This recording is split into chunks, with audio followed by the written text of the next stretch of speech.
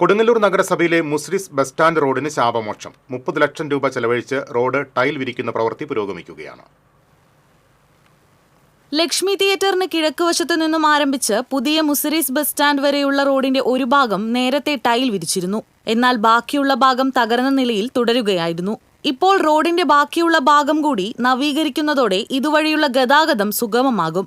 ഈ കഴിഞ്ഞ മഴക്കാലത്ത് ജനജീവിതം ആകെ ദുസ്സഹമാക്കുന്ന രീതിയിലേക്ക് റോഡിൻ്റെ അറ്റകുറ്റപ്പണികൾ മാറുന്ന സ്ഥിതി ഉണ്ടായി. റോഡിൻ്റെ പണി എത്രയും പെട്ടെന്ന് ഈ അടുത്ത ആഴ്ചയ്ക്കകം തന്നെ പൂർത്തിയാക്കാൻ കഴിയുമെന്നാണ് കോൺട്രാക്ടറും അതോടൊപ്പം ഉദ്യോഗസ്ഥരും അറിയിച്ചിരിക്കുന്നത്. തൃശൂർ പറവൂർ റോഡുകളെ ബന്ധിപ്പിക്കുന്ന സമാന്തര റോഡാണ് മുസ്രിസ് ബസ് സ്റ്റാൻഡ് റോഡ്. നഗരത്തിൽ ഗതാഗത തിരക്ക് ഏറുമ്പോഴും മറ്റും വാഹനയാത്രികർ ആശ്രയിക്കുന്ന പ്രധാന മാർഗമാണിത്. വർഷങ്ങളായി അറ്റകുറ്റപ്പണികൾ പതിവാണെങ്കിലും ഇതുവഴിയുള്ള യാത്ര ദുഷ്കരമായിരുന്നു. ടൈൽ വിരിക്കൽ പൂർത്തിയാകുന്ന മുറയ്ക്ക് റോഡ് ഗതാഗതത്തിനായി തുറന്നുകൊടുക്കും. TCV news, Kodungallur.